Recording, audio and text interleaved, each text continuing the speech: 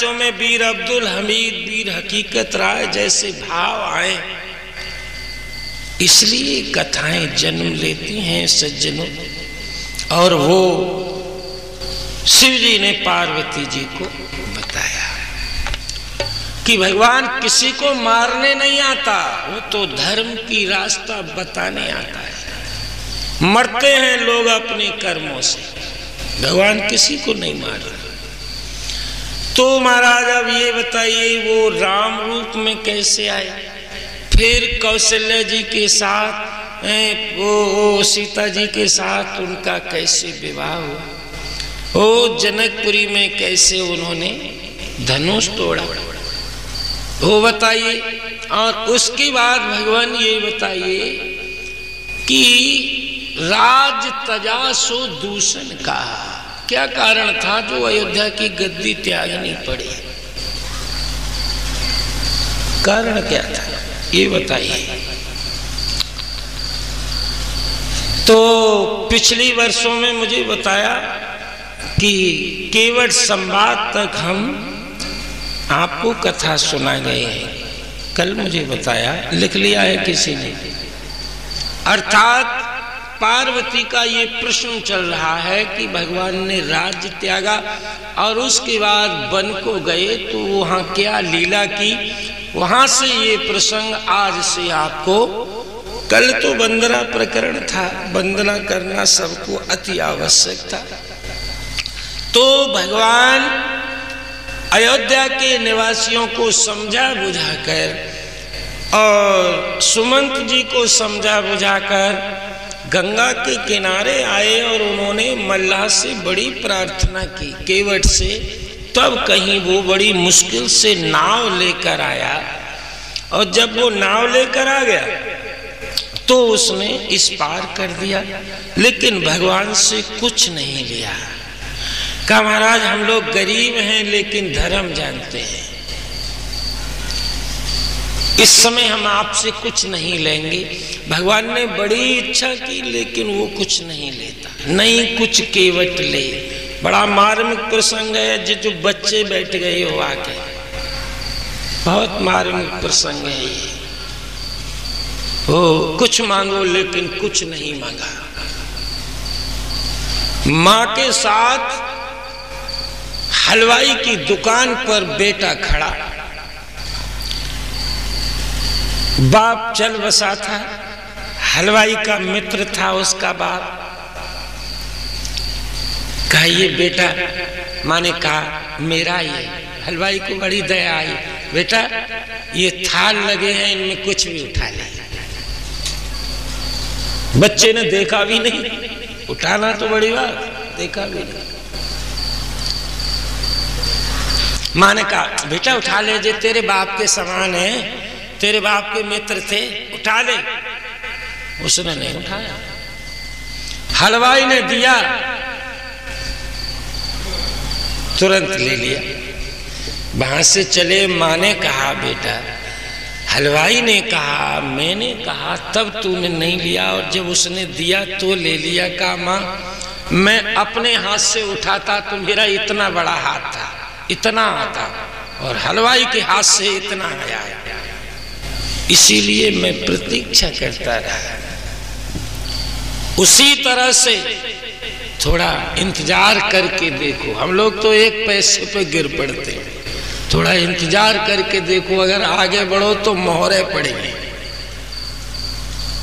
लेकिन ये किसी बच्चे की समझ में आ जाए, लेकिन ये तभी संभव है जब माँ बाप की समझ में आ जाए।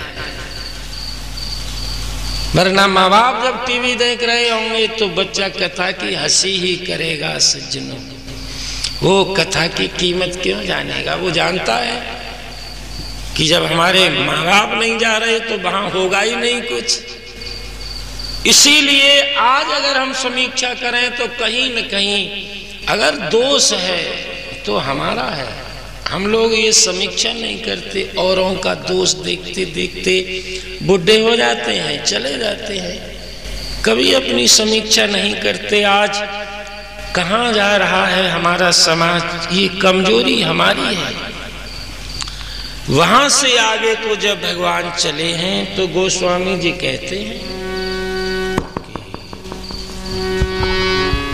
तब प्रभु भारद्वाज पै आए,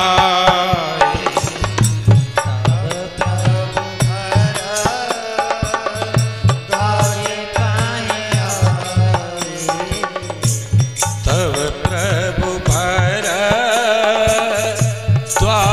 पै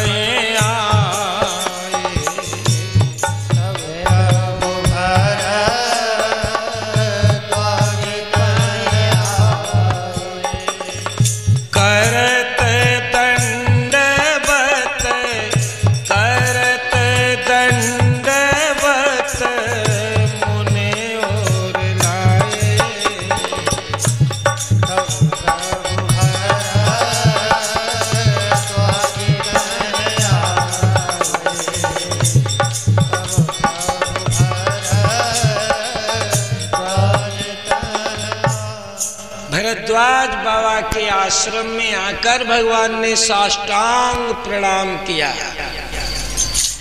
भरद्वाज बाबा को शीश नवै सुर गुर ध्वज देखी।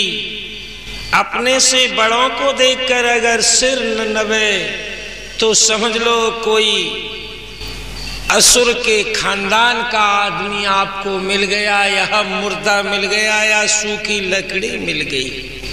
शीश नवे सुर गुर ध्वज देखी, अंदर से भावना निकले अपने से बड़ों को प्रणाम करने के लिए, भाव उत्पन्न हो।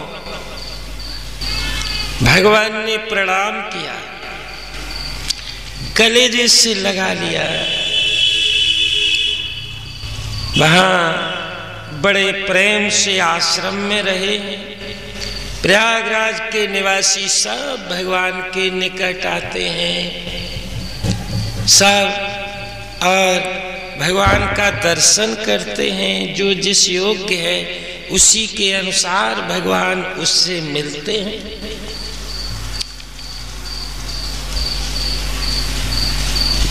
अगले दिन को नित्य क्रिया से भगवान निवृत्त हुए हैं तो भरद्वाज बाबा से कहते हैं भगवान, राम सप्रेम कहे मुनि पाई, नाथ कहिए हम कहे मग जाई। रास्ता बताने वाला भील साथ में है, भीलों का राजा निखार।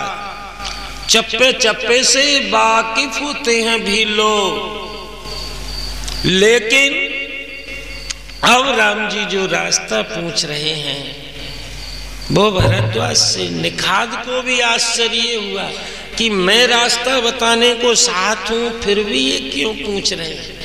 हम लोगों को सिखाने के लिए कि कभी भी उस रास्ते पर मत चलो जो प्रमाणित नहीं है, कभी भी उस रास्ते पर मत चलो जो घिसा पिटा नहीं है, कभी भी उस रास्ते पर मत चलो जिसकी हमको जानकारी नहीं है, कभी भी उस रास्ते पर मत चलो चाहे फूलों की सेजें बिछी हो, जिस रास्ते में आगे भयानक नाग पड़े हों। फिर कौन से रास्ते पर चले जो रास्ता हमारे संतों ने, हमारे ऋषि मुनियों ने बताया है। तस्मात् छात्रो प्रमाणस्ते, संतों के बताए रास्ते का अनुसरण करो, अपने बुजुर्गों के बताए हुए रास्ते पर चलो। ऊंची नीची हैं दुनिया की राहें, चल ना सकोगे अकेले, बहुत कठिन है डगर पनघट की। बहुत कठिन है, यहाँ कश्तियां डूबी हजारों, गर्क लाखों हो गए, कितने समाये पड़े हैं, ये समझ लो भटक गए। और जो मजबूत प्रमाणित रास्ताओं पर चले वो भटके नहीं। रास्ता सीधी सड़क है, इस पे कोई खटका नहीं है, और आज तक कोई राहवर उस राह पर अटका नहीं है। भगवान ने जब रास्ता पूछा, किससे? भरद्वाज जी से। रास्ता किससे पूछो? जो स्वयं उस रास्ते का जानकार हो।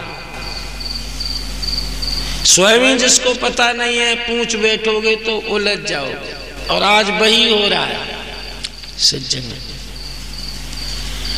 भरद्वाज बाबा कौन है? परमारथ पथ चतुर सुजाना।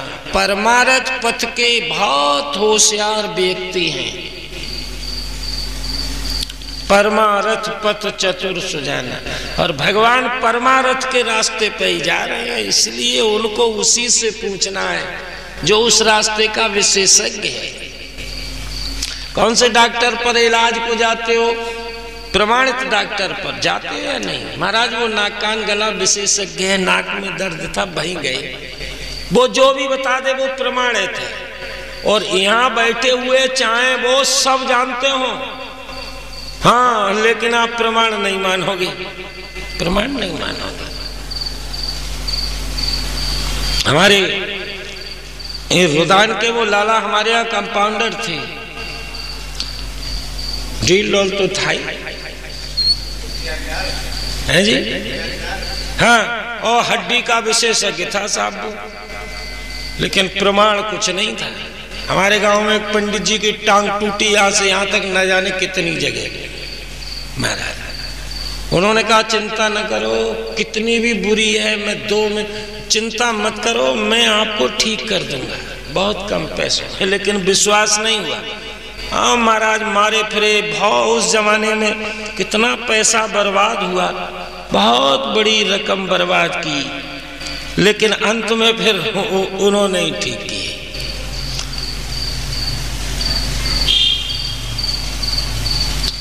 अभी अभी एक गांव के लड़के को रास्ते में जाते समय हीरा मिल जाए और वो आपसे कहे देखो हीरा, आप नहीं मानोगे, का हीरा यहाँ करियावल में हीरा है, कहीं कांच पड़ा होगा, मानेंगे ही नहीं। और जौहरी और कांच को भी हीरा बता दे तो आप मान लेंगे, क्योंकि हमारे यहाँ प्रमाणित व्यक्ति की बात मानी जाती है। तो उस रास्ते पर चलिए जो प्रमाणित हो, संतों का बताया, शास्त्रों का बताया रास्ता प्रमाणित है। आपको धोखा नहीं होगा, लाभ नहीं होगा, तो वरना बहुत बहुत भयानक रास्ते हैं जिनसे लौटकर फिर लोग वापस नहीं आते, उलझ जाते हैं, मर जाते हैं। चले गए गलत रास्ते पे और अब उस स्थिति पे पहुंच गए, डॉक्टर ने भी कह दिया कि गुरुजी अब इन्हें पीने दो, अगर ये छोड़ देंगे तो मर जाएंगे, क्योंकि इनमें कुछ नहीं है। डॉक्टर ने कह दिया, क्योंकि उस गलत रास्ते पे चले गए बिना किसी से पूछे, अब तो मर के ही लौटना है, समझ लो। इसी तरह से प्रमाणित रास्ते पर, लेकिन भरद्वाज बाबा से जब रास्ता पूछा तो अब आप देखिए, भरद्वाज बाबा रास्ता बता सकते थे लेकिन नहीं, उन्होंने क्या किया कि साथ लागी मुनिशिष बुलाए, सुनि मन मुदित 50 आए। हाँ, भरद्वाज बाबा ने अपने चेलाओं को कहा कि देखो ये आगे जाएंगे, इनको रास्ता बताने, तो 50 चले आए। लेकिन भरद्वाज बाबा ने क्या किया कि उन 50 को सबको रोक दिया, और क्या किया कि मुने बटचारी संग तव कीने, और जिन्हें बहुजन्म सुकृत तब कीने। उन 50 शिष्यों में से केवल 4 शिष्य बुलाए और कहा राम जी से इनके पीछे जाओ। वो 4 शिष्य ही 4 वेद हैं, अर्थात हमारा वैदिक मार्ग है। 4 वेद वैदिक मार्ग पर चलिए, ये हम लोगों को शिक्षा दी गई। ये 50 शिष्य क्या हैं? देखो, सावन के महीने में जो वो भी उगता है, लेकिन जो ना वो तो इतना उगता है आपको यही पता नहीं होगा ये कौन कौन सी खरपतवार है, और इतना उगाता है। बल्कि जो बोया है उसको दबा लेते हैं वर्षा काल में। ठीक उसी तरह से इस कलयुग में, कलयुग रूपी वर्षा काल में सज्जनों, जो मुख्य फसल है अर्थात मुख्य मार्ग हैं वो दब गए हैं और खरपतवार बढ़ने लगी है। इसलिए जैसे नराई करके अपनी मुख्य फसल को निकाल लेते हो, कथा और सत्संग रूपी नराई से अपना मुख्य रास्ता निकालो, अर्थात वैदिक मार्ग की शरण लो। ये है रहस्य। वहां से जब आगे को प्रभु चले हैं तो गोस्वामी जी कहते हैं कि तहे अवसर एक तापस्या,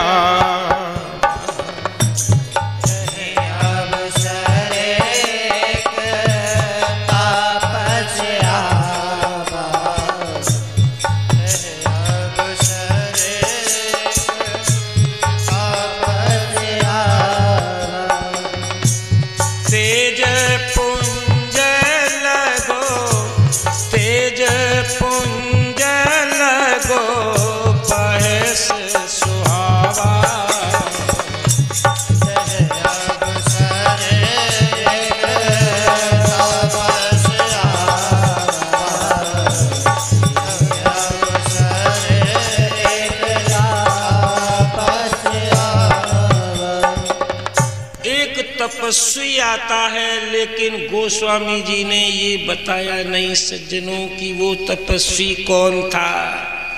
ये बता दिया कि वह नई उम्र का है, बहुत बड़ा तेज वाला है, और भगवान को उसने प्रणाम किया, लक्ष्मण को प्रणाम किया, और उसके बाद जनक नंदिनी को प्रणाम किया। इन सब को प्रणाम करके और फिर चुपचाप निकल जाता है।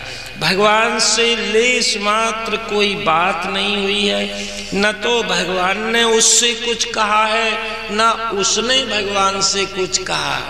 नाम क्या है, यहाँ भाव प्रकट होते हैं, लेकिन गोस्वामी जी ने बताया कोई नहीं कि कौन था। भगवान जाते हैं, गोस्वामी जी कहते हैं जय जिस गांव के बराबर होकर निकलते थे, और ऐसे सूरज चंद्रमा जैसे दिव्य तेज वालों को गांव वाले देखते तो निकल कर दर्शन करने आ जाते। देवियां कहती थीं ए सखी मात पिता कैसे, ए सखी मात पिता कैसे, पन पठ जिन पा